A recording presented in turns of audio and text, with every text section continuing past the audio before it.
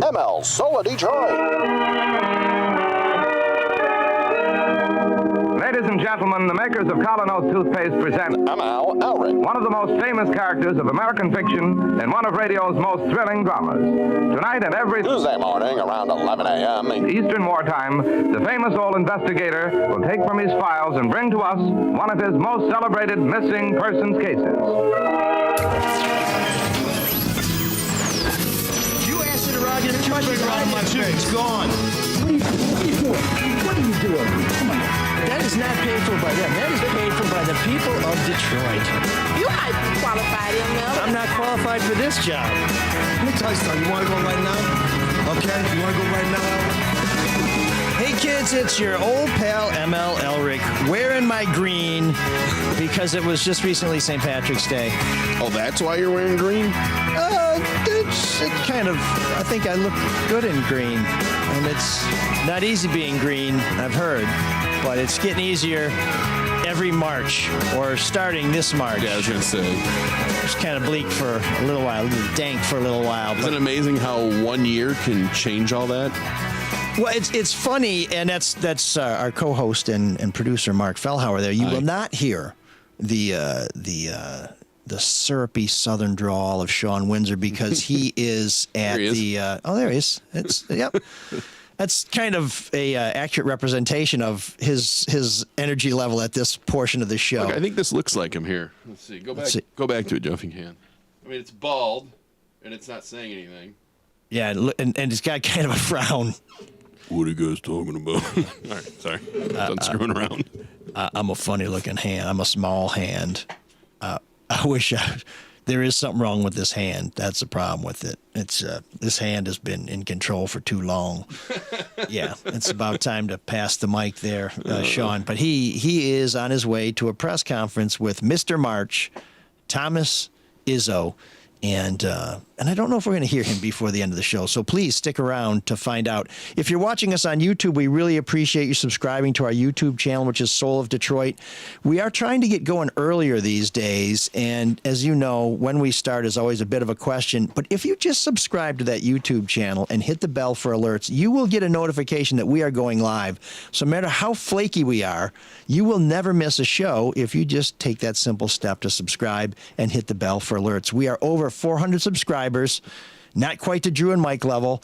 Does Adam Rich, are we past Adam Rich, or is he not on YouTube? I don't think he has a YouTube. That's just Twitter? I don't want to see that live stream right now either for Adam Rich. Oh, is he destitute or? No, he's dead. Oh. I think he died. I think that's why Drew's been chasing him, because he died recently and he has a lot of Twitter followers. He died recently? Yeah, right. Boy, I hope I just didn't kill him. Let me double check. Yeah, I mean, I remember him as Adam from Eight as a Number. No, what was his name? Died in January. Nicholas. He was Nicholas. Nicholas, yeah. Right? And it was just, that was a show that I think was on Sunday nights. I used to watch it with my mom, and I just always wanted to smack Nicholas. What? Yeah. America's Little Brother? Yeah, he was terrible. Yeah. So to me, America's Little Brother is Andy Jones from the Pot of Thunder podcast. So if you've never checked that out, they're 10 years in. They just celebrated their 500th show. Great show. He's America's Little Brother, and very, very funny show. But no, Adam Rich, he just was always such a twerp, and it was. Yeah. He was one of those guys that whenever you'd see him on the screen, you always expect that music afterwards, like wah wah, or you're just like, oh, how cute. He was comic relief. Yeah, like Oliver on the Brady Bunch. Oh, God. Oliver was okay for a couple episodes, but after a while, it's like, no, stick with the sheepdog. More charm, more charisma. I do find Eight is Enough fascinating for what has happened to almost every actor on that show, because a lot of them got involved in drugs. Willie Ames. Remember Willie Ames? I knew that nothing good was going to come of Willie Huge Ames. coke. Oh, really? Cokehead. Christy McNichol's okay, though, right? Don't tell me Grant Goodeve was riding the white horse. I don't know about that. Susan Richardson, though, I think went a little nutty. Okay, was she the older sister? I believe so, yeah. Okay, yeah. Dick Van Patten is just a tool. And who was the mom? Was it Joyce something? She had kind of that classic TV mom, harmless, kind of not exactly a dingbat, but always expected. Diana Hyland? Oh, maybe. I don't remember. I don't know but, who that is. But she, she was kind of the one you'd expect to bring in cookies when something terrible happened. It's like, oh, I guess it's okay now. And I got good news for you. Grant Goodeve is doing okay, Okay. still alive, no drugs, and is very active in his Presbyterian church in Seattle. So there you go. There you go. He went the wrong way with the 8 is enough crowd. Yeah, as the oldest sibling in my cohort, I am glad to see that Grant Goodeve, like myself, has really blazed a trail for others to follow. Whether they lose their way or not is on them, but at least And I don't want anyone they to have a North Star. I don't want anyone to say that talking about 8 is enough isn't good time well spent.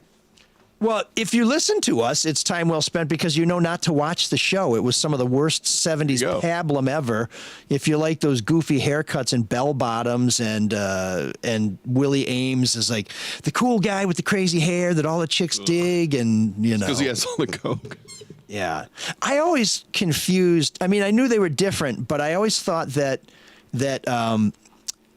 Joe from Facts of Life and Christy McNichol were kind of the same sort of character.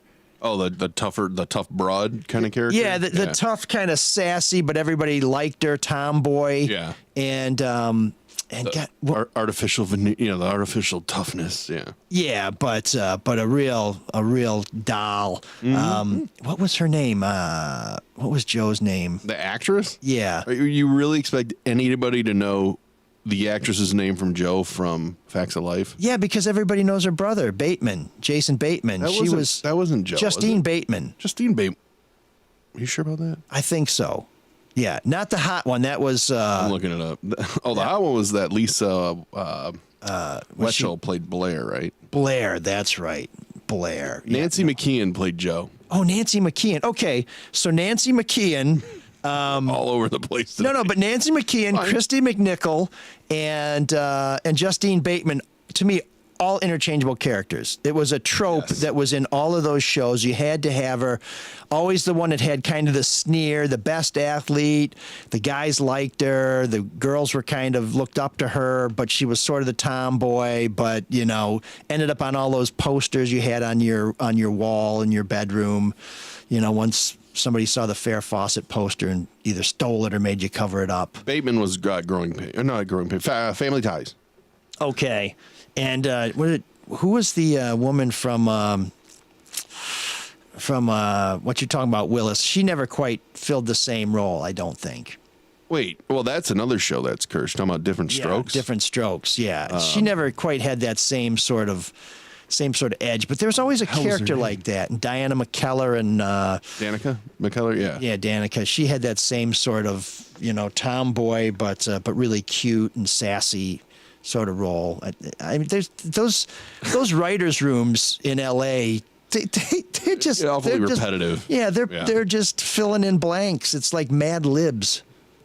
Dana Plato. I don't know why I could not think of Dana Plato's name, but yeah. Okay. Yeah, she's probably because you haven't seen a Wanted poster lately. Well, she's dead, right? She died Oh, too. she dead? Okay. She died years ago. Another drug habit thing. Yeah, I thought she got. Oh no, Todd Bridges was the one on the Wanted poster. Dana Plato's been dead since 1999. Whew, well, my goodness, rest in peace, Dana Plato. And Todd Bridges, amazingly, is the only guy who's still alive. I like Todd Bridges. He's made some mistakes and owned up to them. Yeah, shooting a guy in the head's kind of messed up. Let Crack will do that. Crack is whack. Yeah. Well, somehow we're way off I track. know. don't As know. always. And Sean's not even here to bring us that dynamic content that moves us off track. I know this is that point where we look for that voice of wisdom to try and nudge us back into the groove with the. Is it time for Cyrus yet? What did you guys eat last night? Oh, if you're watching us on YouTube, it looks like Sean is here, sort of vicariously. Stupid. But no, we hope to have him back next week. Crazy week last week. A lot of basketball. Michigan and Michigan State playing in the postseason. And that's what I was saying off the top about how 1 year can really change how you feel about a program, right? Because, Michigan State's back on top now, right? They're in another Sweet 16. What turns out they're the class of the Big Ten, believe it or not. The Windsor Curse, we should probably just set the record straight on the Windsor Curse. he said that the Spartans and the Wolverines looked like they were primed for a deep run in the postseason. Of course, he cursed the Wolverines, kind of made the Spartans tumble, but they recovered their stumble. They recovered their stride and survived. So maybe it's only half a Windsor curse. I'm not really sure. But you know, my man Dan Leach was putting something on social media like, yeah, it's time for Izzo. You know, I mean, I love Izzo, but I just got to say, maybe it's time for Izzo to be gone. And I posted something about, you know, well, Juwan's not doing so well. And he's like, you know, you couldn't resist why does it always have to be a comparison? Well, his whole thing was basically, you know, Dan has been one of those guys we've had a very cordial back and forth, but now that Michigan seems to have the upper hand, he's in full arrogant ass mode. And so when he starts calling out Izzo, are you? No. You're pretty even Steven on this stuff. You have almost that classic Michigan, I know we're really good, but I don't think we're as good as we are, so I don't want to celebrate too much until it's completely over, so I don't feel embarrassed that which means I never thoroughly enjoy the good time. Exactly. Okay. That's my life in general. Schaefer's the same way with Ohio State. They'll be favored by like 15 touchdowns. Like, hey, you want to go to the game? He's like, I don't really want to go to the game with you because in case we lose, I'll be very upset. I'm like, you're favored by 100 points. And you worry about every week your nuts are tight. And like, it must suck to have a dominant team that you can never really enjoy because you're worried that they won't be flawless. Yeah. I'd much rather hope for a miracle than just worry about losing the keys to heaven, which are in my pocket and tied to my wrist. But this idea that Izzo needs to go, that guy's going to go out on his own terms whenever he's ready to do it. Yeah, and I'll give Leach a little grace because he is a sports commentator, but I'm really not big on one side predicting doom for the other side's coach. It's like you know, well, that's stick with your team. Sports bagger, you know, gas baggery where you have to say something. Yeah, well, he earlier this season when we had the tunnel incident, he posted something where I said, well, let's wait and see how the investigation plays out. Within like days, he says, that take didn't age very well. And I wanted to go back on his page and say, that Izzo tweet didn't age very well, but I'm not going to do that because you just did. Because I'm a bigger man than Dan. Height-wise, width-wise, he's got me beat. That's not a shot. That's volume. When do they play again?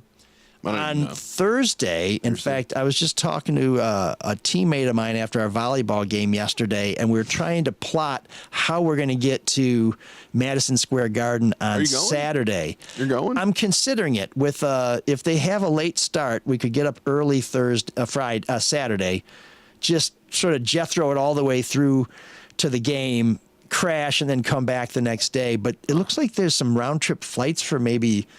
He may have had the dates wrong, but like around $200, and that almost seems worth it if you can work out. I would if you can take the time, you pay anything to go see your team play. Yeah, and the whole thing is when you put in gas and tolls and parking your car in New York. Yeah. You know, you're up to $200 right there. Yeah. So yeah, I'm not ruling it. Of course, they have to win on Thursday against Kansas State. Yeah. And a former colleague of mine at Fox 2, Jay Dillon, great guy, went to Kansas State, and he continues to maintain, we are the premier land-grant university. I'm like, no, Michigan State is the premier land-grant. Penn State. Well, chronologically, Michigan State Son of a bitch. is the first one, but there's something where maybe Kansas State opened a day. It's one of those things that, you know, I mean, it's like... This is what I simultaneously love and hate about college arguing is because who gives a shit about which is the better land grant? But then again, it's kind of a dumb thing that's fun to argue about. Yeah, it's like who was the better guard, Boykins or Spud Webb? You know, it's like they're both 5'7". Neither one's going in the Hall of Fame. Yeah. Why are we even talking about this? They really did well for what they had, but you know, nobody forgot Magic Johnson because Earl Boykins could dunk. Sure. Or Spud. I guess Spud could dunk. Maybe Boykins could too. I don't know. I don't think he could. But anyway. Well, be that as it may. But and Muggsy Bogues was the best out of those. Muggsy was pretty sweet, man. Although there's some show I keep seeing promoted for Chang Can Dunk or something about some Asian kid who's trying to learn how to slam dunk because some bully in his high school challenged him to something. And it feels like a thin premise to build a show around. I bet you anything it's based on a true story. Maybe. Do you remember when Mitch Albom was learning how to dunk? When he first got to Detroit, he wrote a column about taking lessons on how to dunk a basketball because he's vertically challenged. That's ridiculous. What a stupid premise. I mean, it's kind of cool if somebody can teach you how to dunk regardless of what your height is. I don't remember whether he was able to pull it off. Did he ever or not. learn? No. But that was back when Mitch did kind of a lot of Dare Me Don type stuff, where he did a lot of adventures and different experiences and wrote about them, which was kind of cool. Well, I remember he threw a golf ball or something at the Scottish or the British Open. Did he? Yeah, which is like, okay. Wow, is that Celtic Pride? What was that? I don't know. Anyway.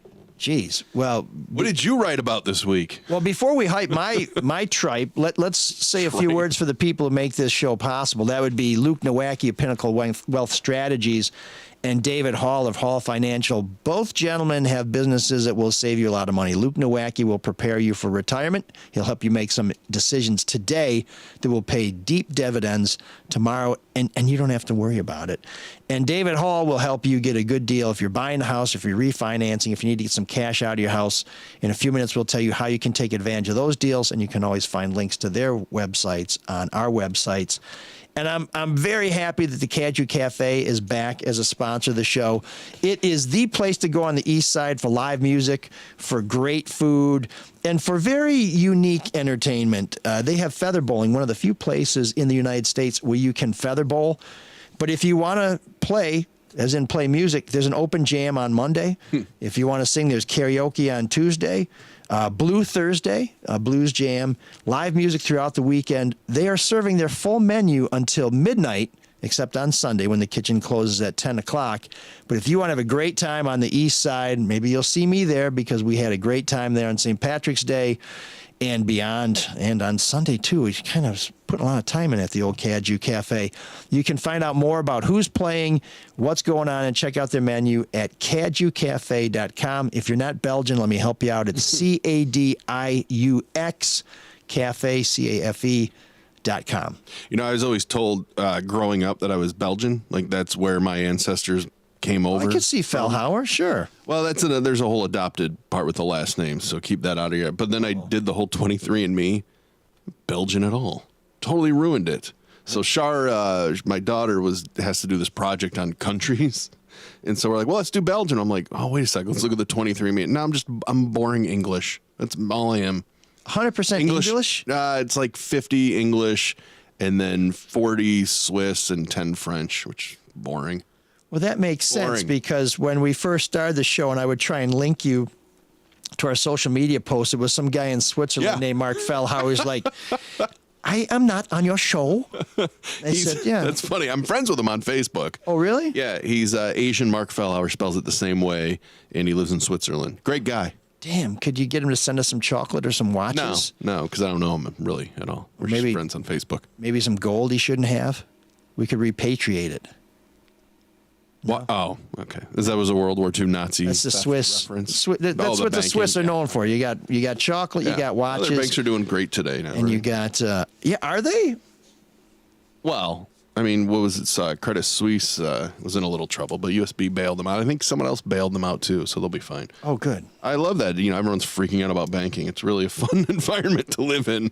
Well, I like that the banks are bailing each other out this time because last time, we went deep into the well and then they just paid themselves bonuses. Yeah, and it's funny because the lending, there's a short lending window that the Fed is, the lender of last resort, the federal government, the Fed Bank, and they opened a special window for everybody to borrow on these banks. And I'm sitting there going, well, they're just going to use the money they would use their deposits anyways. They're not going to save it to back up any kind of run on their bank. Yeah, no, I don't understand why the government was trying to bail out that Silicon Valley Bank. Well, you max out at $250,000 through FDIC. If you got more cash in the bank than that, shame on you. You should invest it or put it in bonds or something. That's a gamble you took. And why the hell am I subsidizing somebody who has more than $250,000 in the bank? I agree with that to a point. I mean, there's a lot of businesses that run their, you got to pay your employees. So if you have a lot of cash flow going through there, you might have more than $250,000. Right. And it was a really bad banking decision by the heads of that bank to not leverage and buy these long-term bonds. So I really have no problem with, the FDIC backing up those and saying, hey, you know what, shareholders, you're the ones that are fucked, because there's never a guarantee when you buy equity. Well, that's fine with me if the shareholders take it on the chin. That's Yeah. I mean, that's part of the gamble of the market in general. right. That there's no safety there. And I guess if it is just liquid, like businesses putting money in there that Which is going to most- be distributed to employees, that's fine. But if you're a millionaire and you're sitting on millions and millions of dollars in the bank, Well, then you're an idiot. shame on you. Yeah, I don't want to bail your ass out. I mean, You know what's funny? where were you when I overdrew my check for the power company? I used to always laugh at. There's a person I know who had a lot of money and put it in a bunch of different bank accounts and maxed it out at the 250. Did not want to go over that because they were fearful of a bank collapse, and they wanted to make sure every deposit that they had. So they had 10 different bank accounts. I'm like, that's a lot of money just to be sitting in savings. Have they ever considered sponsoring a podcast? No, Okay, well, which is why they have money. They don't want to waste it. Well, but of course, if you sponsor this podcast, our customers, our listeners return. become your customers, Yeah. and it's, you tap into a very loyal and dedicated consumer base who also happen to be very erudite in terms of how they spend their leisure time. This is select listening, premier options here. This isn't just some pap that Whatever we you throw want to tell out yourself. there. Yeah, I'm running out of adjectives, but we're talking about billionaires and bailouts and rich people and all this stuff. City Council today is expected to vote on this District Detroit deal, Oh my God. and the Free Press had an editorial over the weekend basically saying, Ilitch's, you don't keep your promises. City Council, you're probably going to prove it. So how about this time you keep your promises, which seems like the common attitude of, boy, I really hope that somebody does the right thing this time, even though they have a track record of not doing the right thing. And this city council, I wrote about how I was disappointed that Mayor Duggan didn't step up and say, I'll make sure that they keep their word.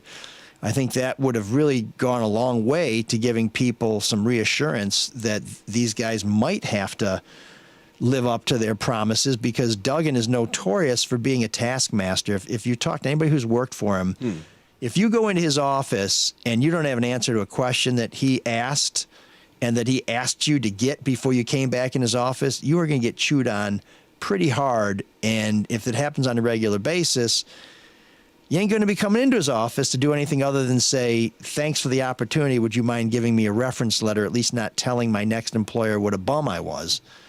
But no response. I heard nothing back from the mayor's office after I basically called them out and said, you look like you're in the pocket of the billionaires. You look like you do some pretty tight business with the Maroons, and that you're really happy to let the Ilitches get away with it. And they were. They're not going to respond to that. Why would they respond to that? Well, I mean, if you They don't want to be if challenged. you call me a punk, I'm going to say the hell I am. I'm going to come back at you. And I think the volume is very, very, very loud in this case. And But that's what annoys me about it, because they had those community meetings and the feedback on it was pretty loud and negative. Like, don't do this deal, right? Or have some guarantees that if they don't do what they say they're going to do, claw them back. And so they pushed the vote back, and then it's just going to pass today. yeah, well, they have Is there any chance that it won't pass? Oh, sure. There's a chance. Really that think so? Oh, absolutely. And what they'll do is they'll say, no, we need to do more research. We need to hear more. And They've already done that, though. But here's what they do: they put it off, Till everyone and then forgets. they vote for it anyway. Yeah. it's all kabuki theater, Yeah. with costumes and puppets, and it's just a waste of our time. It's what they did with the Gilbert $60 million tax break. Yeah. They were prepared to vote on the it. recent one, right? The Hudson's. Yeah, the Hudson's block, until myself and a couple of colleagues at the Free Press pointed out how much money they'd accepted in campaign contributions from Ilitch. Then they stalled for like a month or more. And after being ready to vote for it, they said, oh, we need to learn more about it. It's like, well, if you need to learn more about it, how could you possibly have been ready to vote for it? And in the end, two of the people who had recommended the deal ended up voting against it, even though it was actually a much better deal because Gilbert had to put more things on the table for the city. And I give Duggan some credit there, because I think he's the one who told Gilbert, man, if you want this thing to go through, you better put some sweeteners in that deal. And, if city council is trying to leverage something, I guess we'll see. But there is this community benefits thing where when you want subsidies from the city, you have to meet with these neighborhood advisory committees or councils who tell you what they want. You have to listen to them and provide them with a plan that they'll find suitable. Like some of the things, I went to one of the meetings, they were talking about, if you're going to build these really expensive places in this high rent district and you're going to let people who have less money live there, the parking is going to wipe out whatever they save on rent. So you have to find a way to subsidize parking. And we want you to have a fund to support minority entrepreneurs in the neighborhood. We want you to partner with them to try and bring equity to all businesses there and give opportunities. And there's some interesting things that are in there. And I think when you hear the Ilitches and Olympia Development and Stephen Ross say, well, we put $50 million in community benefits there. When you're asking us for $800 million. Yeah, it's a drop in the bucket. Yeah, and even the loans that you're getting are low interest loans that are forgivable. That's really not that much to ask for. And who's going to enforce it? That's the other thing, is who's really going to hold their feet to the fire? Who can? Well, the mayor and the city council, and in theory, some state officials who deal with some of these things. But I think most of the time, once a deal's approved, they just move on to the next one. Yeah. There just seems to be this attitude that we have to support rich people with their projects. And I don't know that anybody really understands the leverage that we have. All this land that the Ilitches and Ross want to build on, they own. So if we say, sorry, that's not a good deal for us, what are they going to do? Build it somewhere else? No, they're not. No. They've already got their arena there. They built their business school. They've got their world headquarters there. They are going to build there one way or another. And I'm not saying it's not a good project. I don't know one way or the other whether it's a good project. More office space downtown doesn't seem like the way to go. More residences downtown, maybe. But if people aren't working downtown, and this whole notion of, well, we're gonna bring people downtown and they're gonna pay taxes and we're gonna get to keep the taxes for a while, but nobody loses because they wouldn't be paying those taxes if they didn't live there. Well, when they move from Royal Oak or Ferndale or Huntington Woods or Mount Clemens or Warren, they were paying those taxes there, and now they're not going to pay them when they live, or they're going to pay them to you developers, when they live in your development. So there is a loss to the state. What if you worked or lived in a different part of the city, right? And you're paying the property tax. Exactly.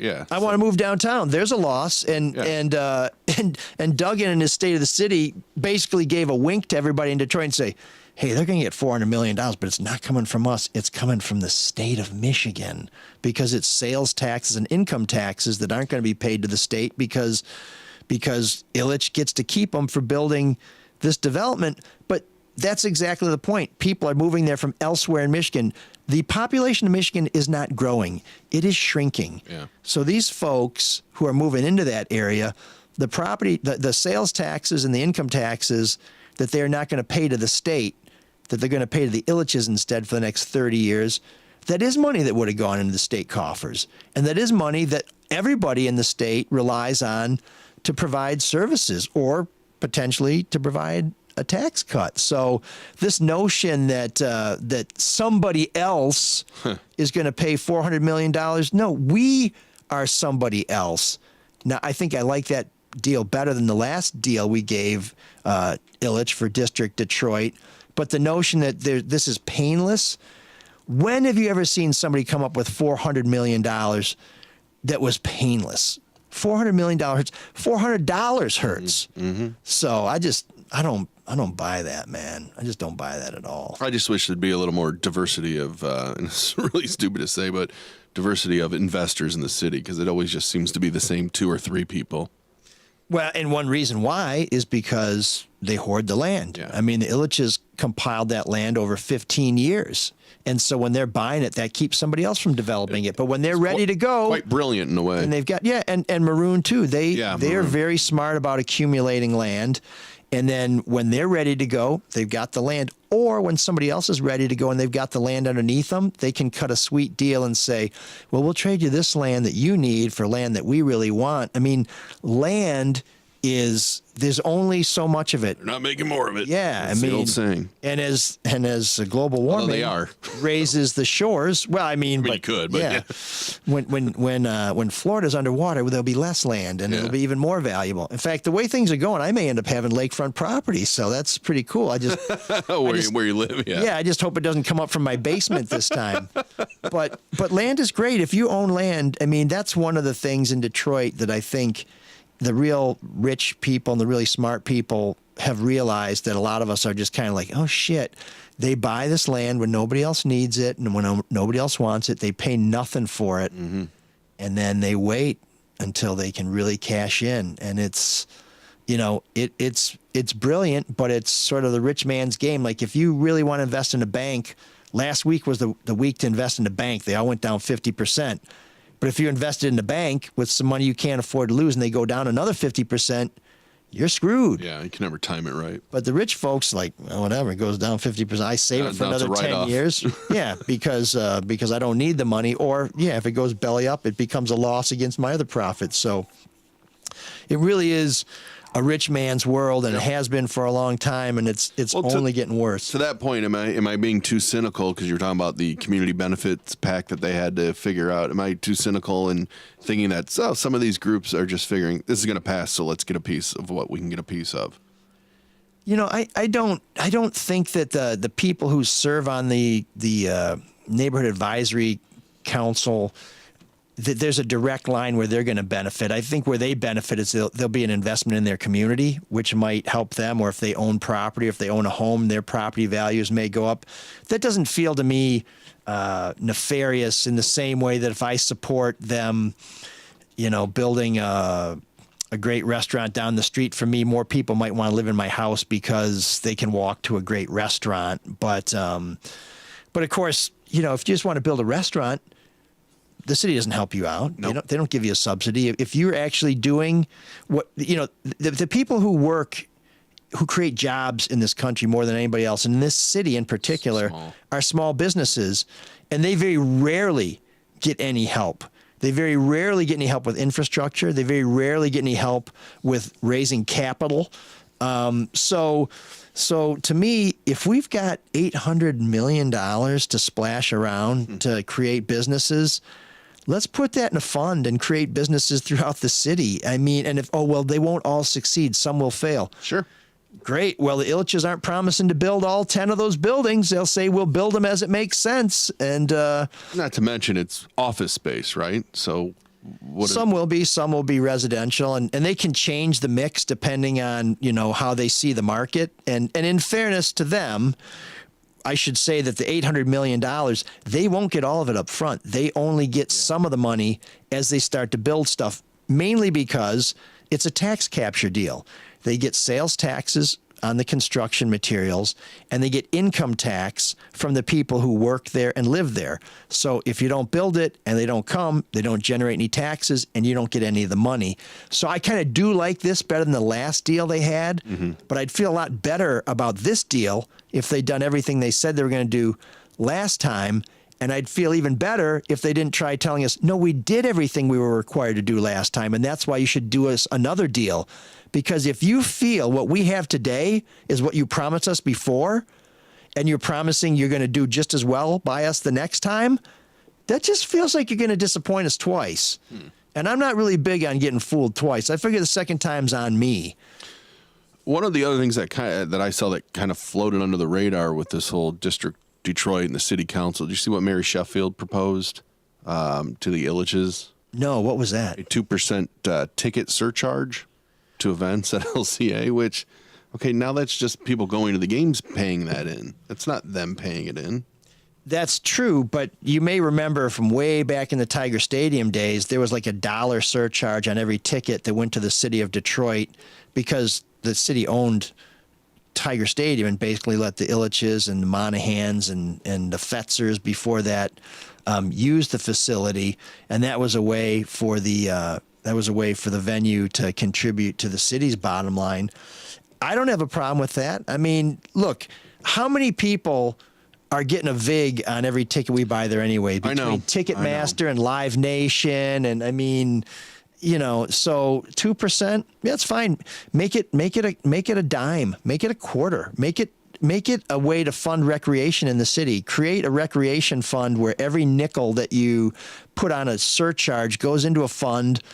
These guys raise the tickets when the team's no good.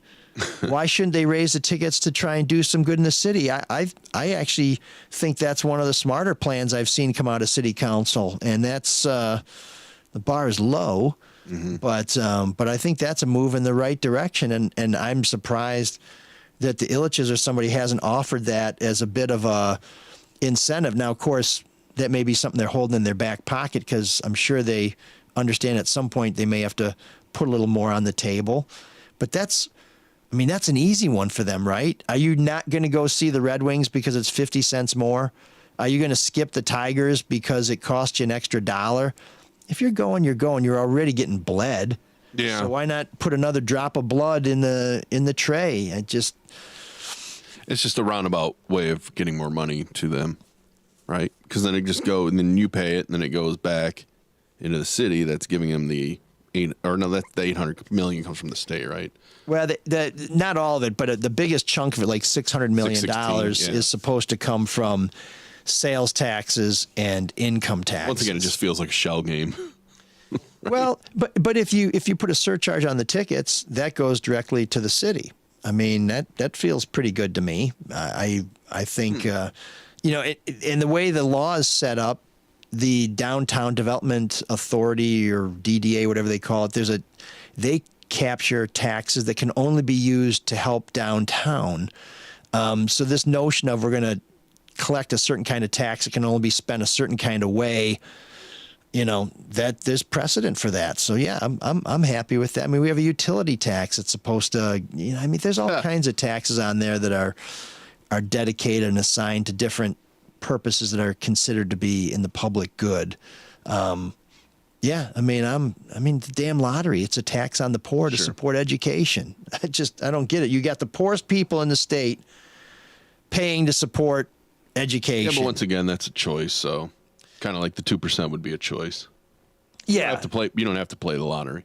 Yeah, no, and that's fine. And that's why I'm not marching on the State House with a ban the lottery thing, because a fool and his money is going to be parted at the casino, online gambling, or like all vice taxes. Lottery. Yeah. But yeah, and we were talking before the show about, we should just do a straight up consumption tax. Make food and clothing tax free. You got to eat, you got to wear clothes, so you're good there. But if you if you want to buy a yacht, you should pay through the nose.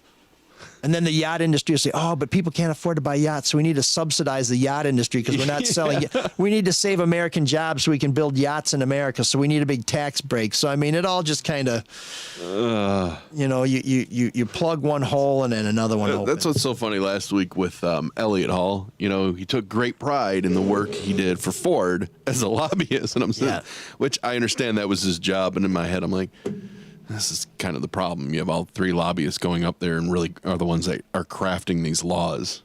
Oh, yeah. No, and Elliott, great guest. If you missed last week's show, he was talking about his role in protecting some witnesses in a massacre back in 1967. Fascinating man. He talked about talking some Black Panthers out of an armed standoff with Detroit police back in the late 60s, early 70s. At the time, his partner was Dennis Archer, who would later become mayor.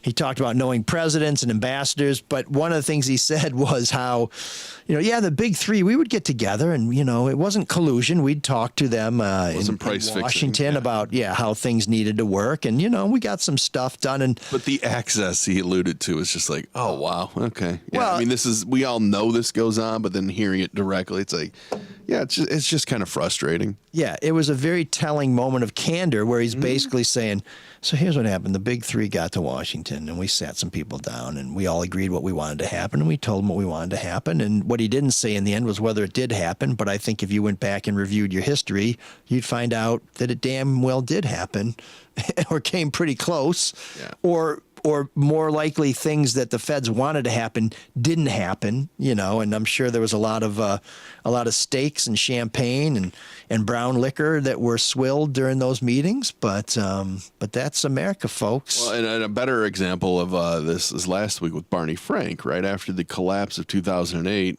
Is it Dodd-Frank? Dodd-Frank, yeah. The new rules on the bank, and you had to have capital to back it up. And then he went to work for a bank, Signature Bank, which had to be taken over by the government. And while he was there, he lobbied to loosen some of the rules of the law that he wrote. Is that what happened to Barney Frank? Yeah, he was on the board of Signature. And while he was there working on the board and collecting a nice hefty paycheck, he's like, maybe we should loosen up some of these restrictions. It's like, okay, that's just how it works. You go get elected, and then you go become a lobbyist and work against everything that you claim you were working for. It's just so broken. Well, and it's so obvious that this is the way it works. That there are people and it'll never change, who pull the levers, and if you spend enough time as one of the levers that gets pulled, eventually you get to be one of the people who pull the levers. Mm-hmm. And it is a symbiotic relationship that is unholy, and it's never going to change. It's just not going to change. But one thing I'm hoping will change is corruption, public corruption. I was in court last week for Tony Morocco. Finally was sentenced. You may have read my columns saying that the feds were giving him a break because they just wanted to get this case off the boards. They wanted to get their conviction, and they wanted to move on to other things. I guess we'll find out, depending on who gets charged next, what they were in such a hurry to get onto. But Morocco got a real sweetheart deal. It was looking like he might not end up having to do any time. His lawyer, Steve Fishman, went nuts in court, basically scared the judge, who thought he was, pushing both sides on the deal they had cut. Looked like it was going to fall apart. Once again, just like city council, everybody chilled out for 2 weeks. Nothing really changed, or 2 months. Then they came back and they went through it. Morocco was sentenced to 3 months in federal prison. So wow. with good time, he'll be out in 77 days. Now, what charges was he facing, and how many years was he facing before the deal was made? Yeah, so originally he was facing 4 charges, and one of them was extortion, and I think he ended up pleading guilty to attempted extortion. And the maximum on these was somewhere around 20 or 25 years. And attempted extortion, as I understand it, also has a hefty maximum sentence. But one of the things about it is the feds use a formula, and you plug in numbers. And because he only attempted to extort thousands of dollars from a contractor who he wanted to buy tickets to a fundraiser, when you put that small number into the formula, you get very low sentencing guidelines. And of course, he has no priors, so that always helps. And so he cut a deal where he was looking at something like 10 to 16 months in federal prison. But his lawyer was saying he's an old man, he's sick, he really needs to stay at home. And the feds were like, well, no, we think he's not that sick. And in the end, he got 3 months, 2 years of home confinement, which means no internet, no nothing. Now, Tony, as I understand it, has a couple of pretty nice houses. One of them's in Florida, one of them's in Ray Township. And his lawyer said, well, can he at least do his home confinement in Florida? That's where his grandkids are and everything. And the judge said he's going to be spending his winters in Michigan now. So that's how he kind of, as I put it in the paper, he hit him with a ton of feathers because, as somebody pointed out, a ton of feathers is still a ton. But a ton of bricks, when they fall, they get there real fast and they're heavy. A ton of feathers just kind of floats down on top of you, and it doesn't quite feel as brutal as that. And they also hit him with a $50,000 fine when he had cut his deal, called for no restitution. So I don't think Tony appreciated that. But there's. I was going to say, your column was interesting, though. The angle you took was about the guy who worked for him, and just here's a guy that's working in Macomb County who sees this stuff and doesn't feel comfortable with it, right? So he saves everything. And what happens? He gets fired right before he's vested in the pension. Yeah, and he goes to the feds. And he went to me, too. That's fucking bullshit. Yeah, well, the thing is, when you go to these bureaus... You try to do the right thing, and you end up getting boned in the end. Well, and he also had an issue where he would go to agents who just kept turning over. you kind of get to know somebody and you develop a relationship, and then they move on. They get a promotion, they get a transfer, whatever, and then you start from scratch. And that's what happened to Gene Shabathi. He was a longtime reporter who became Deputy Public Works Commissioner.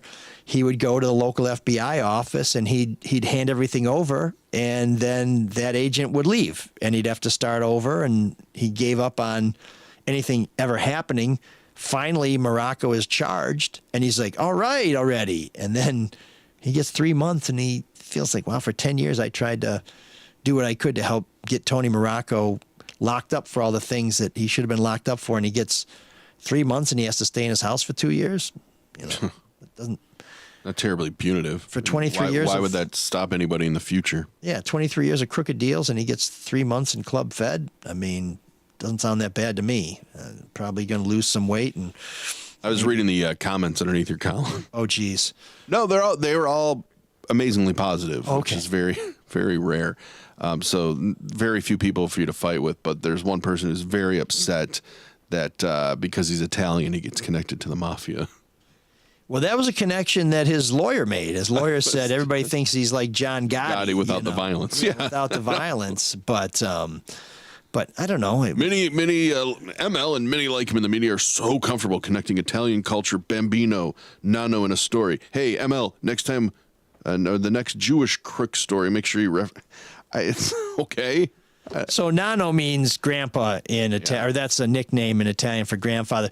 You know, if he was Greek, I would have said so they could go see Papu, you know. Who cares? Yeah, Right? I mean- So that's the only negative response. Okay. Not bad. Well, Well he's done. still mad about losing Columbus Day, I guess. You know, Happy Natives Peoples Day. That's, Everyone's got a beef, right? yeah. I mean, you know how many Irish jokes there are? You know, let's get over it.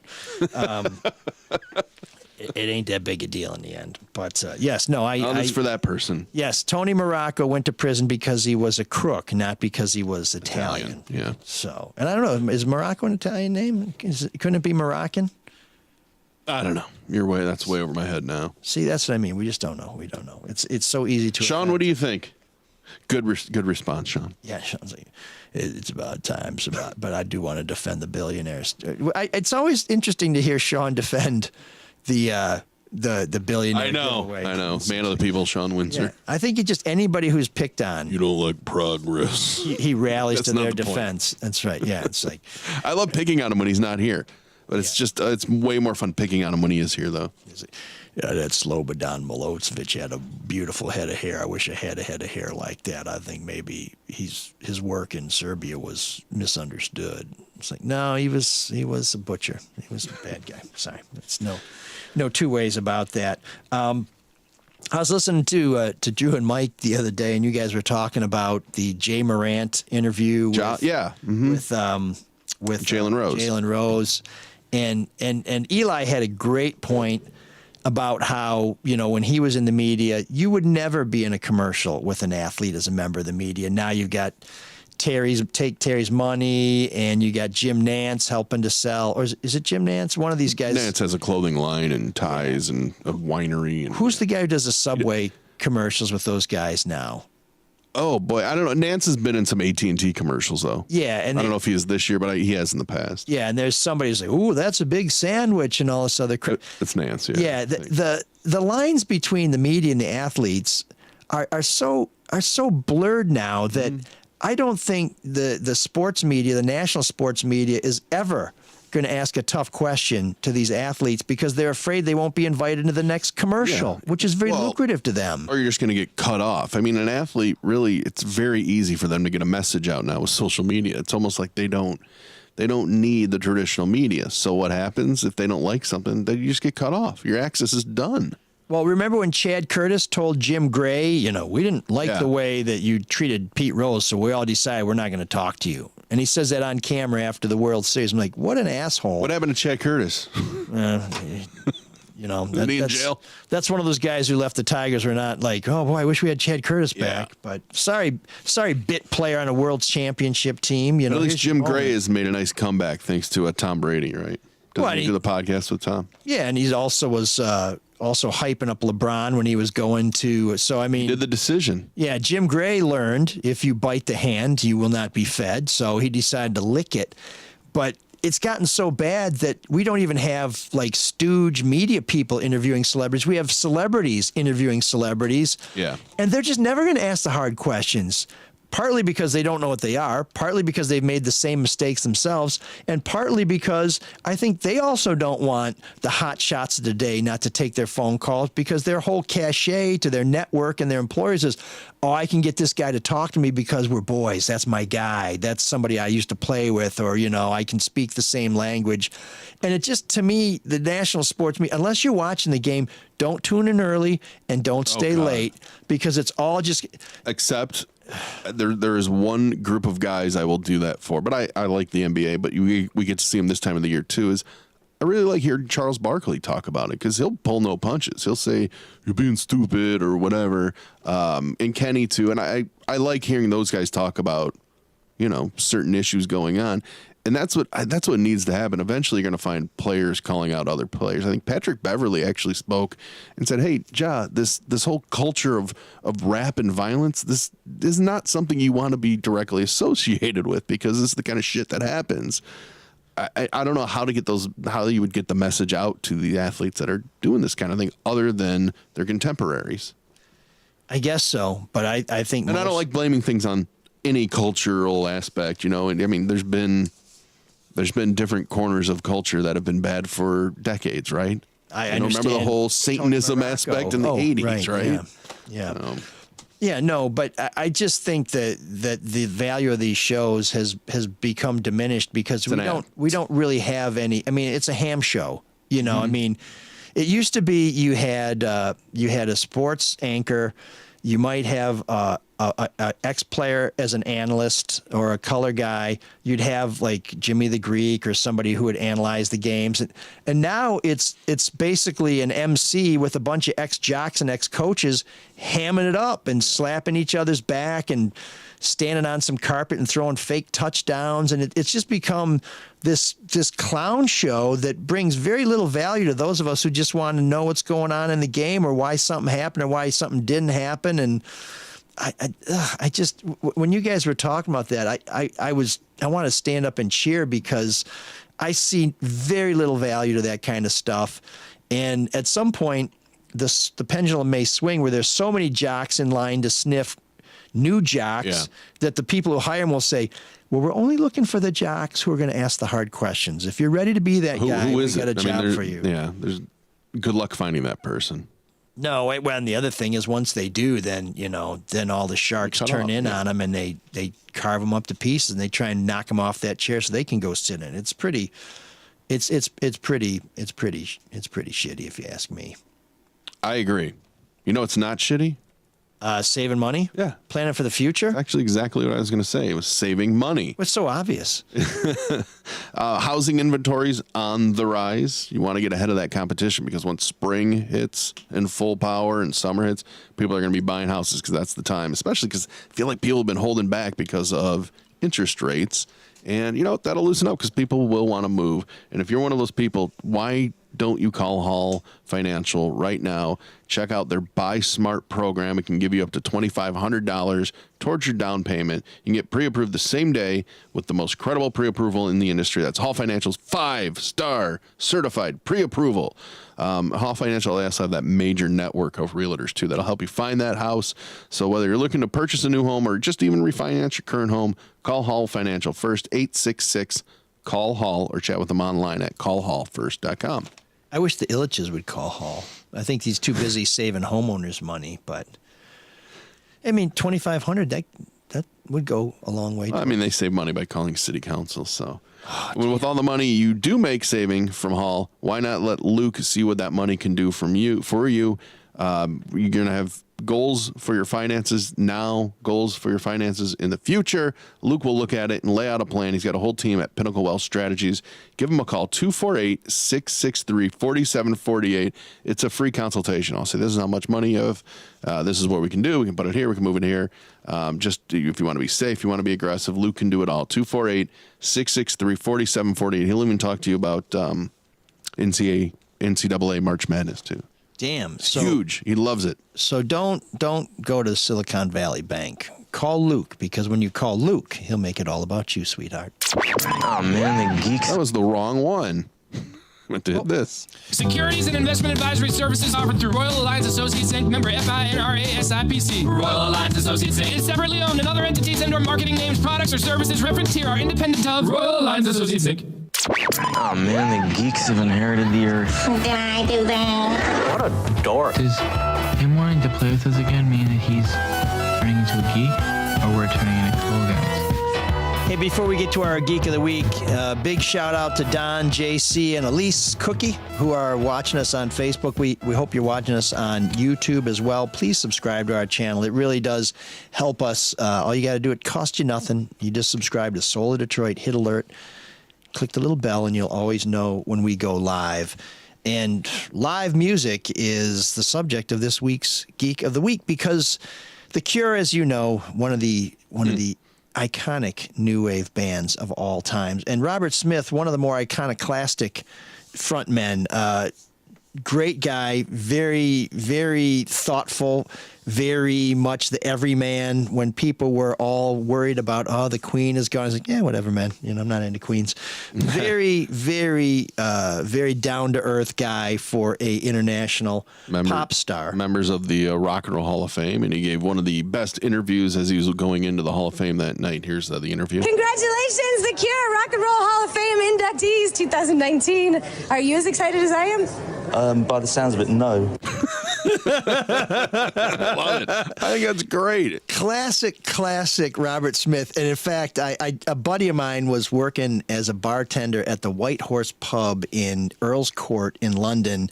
And he was one of many foreign nationals who were working there for the summer. And he was working there with a guy from South Africa. And I swear he told me a story that this guy from South Africa was walking around London, and he ran into Robert Smith, and he said, "You're Robert Smith." And he said, "Let's get a coffee."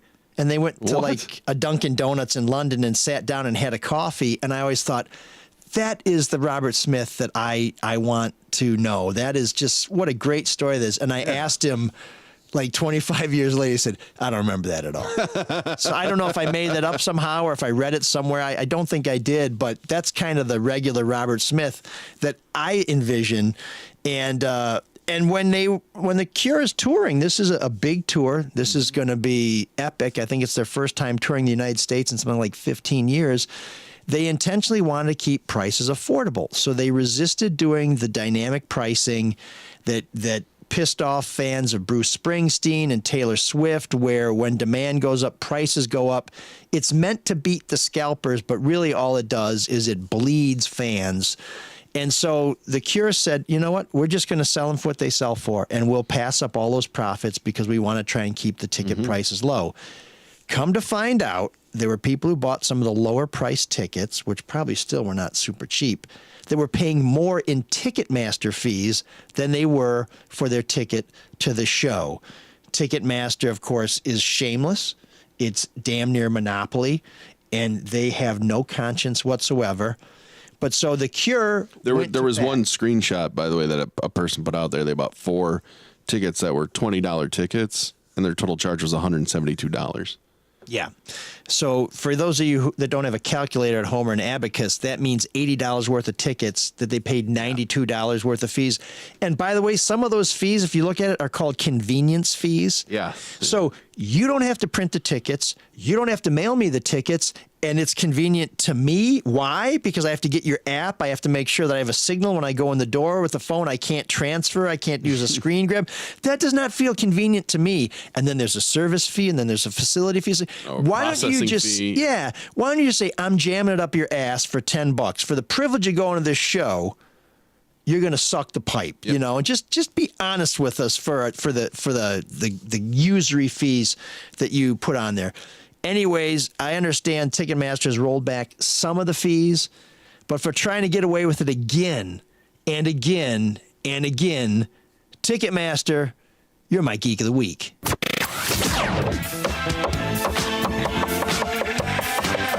Hey again! Oh, what happened?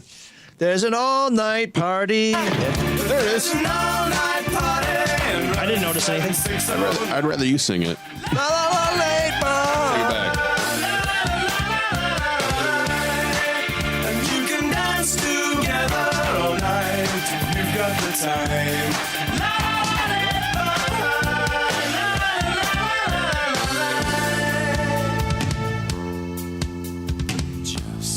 Well, Room 7609 is the place where you go to find great new wave bands performing songs that you didn't know that they performed and say to yourself, oh my God, they're even better than I thought. Or where we have some songs you've never heard before and say, I need to check some more of this band's catalog. Well, The Cure is on the tip of our tongue, the head on the door.